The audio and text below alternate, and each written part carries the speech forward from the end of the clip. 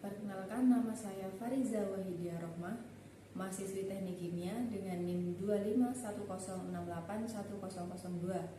Pada kesempatan kali ini, saya akan melakukan praktikum sederhana tentang tahapan-tahapan katalis, di mana praktikum ini dilakukan untuk memenuhi penugasan mata kuliah Teknik Reaksi Kimia. Sebagai pendahuluan sebelum melaksanakan praktikum ini, jadi di sini saya akan sedikit menjelaskan tentang proses katalisis. Jadi proses katalisis merupakan proses untuk mempercepat laju reaksi di mana menggunakan katalis sebagai agen untuk mempercepat. Nah, sekarang apa itu katalis? Jadi katalis merupakan zat yang digunakan untuk mempercepat laju reaksi tanpa ikut bereaksi atau tanpa mempengaruhi produk akhirnya. Di sini saya akan menggunakan praktikum dengan bahan larutan gula dan juga air perasan jeruk sebagai katalisnya, sebagai katalis asamnya. Untuk alat dan bahan yang akan digunakan pada praktikum kali ini, untuk alatnya yaitu menggunakan gelas, pengaduk, dan juga indikator pH atau lakmus. Kemudian untuk bahan-bahannya di sini kita menggunakan gula pasir, kemudian air perasan jeruk dan juga air. Setelah 30 menit, maka untuk sampel C, di sini kita menggunakan sampel C untuk melakukan pengujian pH ulang karena yang terjadi proses katalis itu atau yang mengalami inversi adalah pada larutan yang ketiga. Untuk lakmus merah tidak mengalami perubahan warna. Kemudian untuk lakmus biru ini terjadi perubahan warna. Jadi dapat disimpulkan bahwa larutan C atau sampel C ini masih bersifat asam.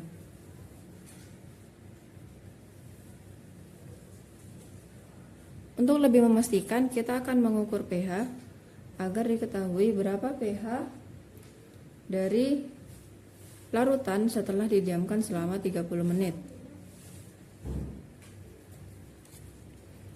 Untuk pembacaan masih sama seperti di awal. Untuk pembacaan pH-nya ada pada 5 sampai 6. Kemudian kita juga lakukan pada B.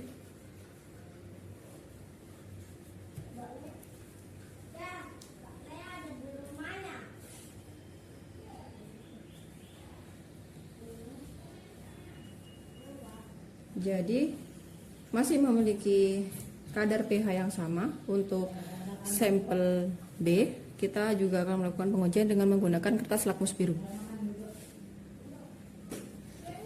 Terlihat perubahan warna, yaitu langsung berubah menjadi warna merah. Di sini menandakan bahwa tetap bersifat asam. Dan untuk larutan A, yaitu larutan gula, di sini tetap bersifat netral. Setelah 30 menit, maka untuk sampel C, di sini kita menggunakan sampel C untuk melakukan pengujian pH ulang karena yang terjadi proses katalis itu atau yang mengalami inversi adalah pada larutan yang ketiga. Untuk lakmus merah tidak mengalami perubahan warna. Kemudian untuk lakmus biru ini terjadi perubahan warna. Jadi dapat disimpulkan bahwa larutan C atau sampel C ini masih bersifat asam.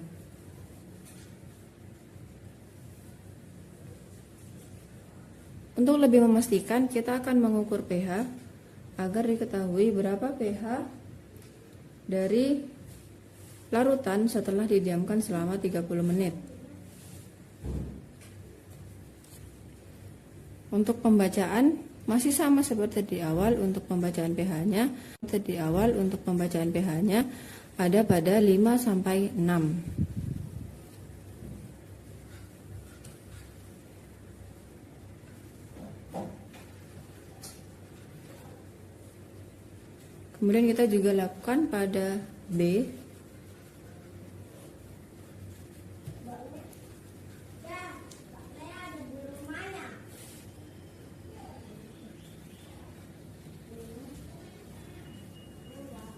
Jadi masih memiliki kadar pH yang sama. Untuk sampel B, kita juga akan melakukan pengujian dengan menggunakan kertas lakmus biru. Terlihat perubahan warna, yaitu langsung berubah menjadi warna merah. Di sini menandakan bahwa tetap bersifat asam. Dan untuk larutan A, yaitu larutan gula, di sini tetap bersifat netral. Untuk tahapan-tahapan yang terjadi pada proses katalis ini, untuk yang pertama yaitu merupakan interaksi antara katalis dan juga reaktan atau disebut juga dengan absorpsi, di mana interaksi itu terjadi ketika ion H+ dari jeruk itu akan berikatan dengan atom O pada ikatan sukrosa. Jadi sehingga pH pada larutan itu akan menjadi asam, di mana dibuktikan dengan tadi kita telah melakukan pengujian menggunakan kertas lakmus dan juga kertas pH. Kemudian yang kedua itu terjadi proses katalisis, di mana terjadi penurunan energi aktivitas, yaitu proses yang berlangsung pada tingkat molekul. Jadi di sini kita memang tidak bisa melihat secara visual untuk proses yang terjadi, tetapi hanya karena terjadi pada tingkat molekul. Kemudian dan yang ketiga itu terjadi proses desorpsi, di mana H+ setelah terikat dengan atom O, maka dia akan dilepaskan kembali. Karena tugasnya sebagai katalis atau mempercepat reaksi itu sudah selesai, sehingga akan dilepaskan kembali. Dan pada proses reaksi ini itu antara sukrosa atau larutan gula tadi yang ditambah dengan katalis dari air perasan jeruk itu akan berubah menjadi fruktosa dan juga glukosa. Jadi kesimpulan pada praktikum ini yaitu proses katalisis yang terjadi pada air larutan gula dan air perasan jeruk, di mana air perasan jeruk di sini itu bersifat asam dan bertindak sebagai katalis asam homogen, di mana dia itu berfungsi untuk mempercepat laju reaksi tanpa mengubah atau tanpa ikut bereaksi. Hal ini dibuktikan dengan bahwa pH yang terkandung di larutan C. Jadi kita di sini menggunakan larutan C sebagai uji atau sampel uji, yaitu di mana mencampurkan antara larutan gula dan juga air perasan jeruk. Jadi di sini itu dapat dibuktikan bahwa terjadi proses inversi atau pemecahan dari sukrosa menjadi glukosa dan juga fruktosa. Tetapi asam atau perasan jeruk yang ditambahkan di sini itu hanya bertindak sebagai katalis atau mempercepat proses reaksinya. Jadi tidak ikut bereaksi. Jadi H+ masih ada, ditandakan dengan ketika kita melakukan uji pH, itu pH di awal dan pH di akhir itu masih memiliki nilai pH yang sama. Terjadi proses inversi pada sukrosa, yaitu perpecahan sukrosa, di mana sukrosa di sini akan terpecahkan menjadi fruktosa dan juga glukosa.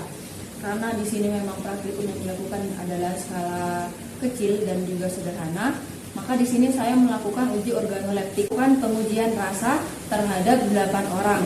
Jadi dari 8 orang ini, di sini saya menggunakan sampel A, yaitu sampel air larutan gula tanpa tambahan katalis. Kemudian menggunakan sampel C, ini adalah larutan gula yang telah ditambah dengan katalis. Jadi antara sampel A dan sampel C, di sini saya memberikan sampel kepada 8 orang untuk mencicipi antara A dan C, manakah larutan yang lebih manis atau yang lebih terasa manis.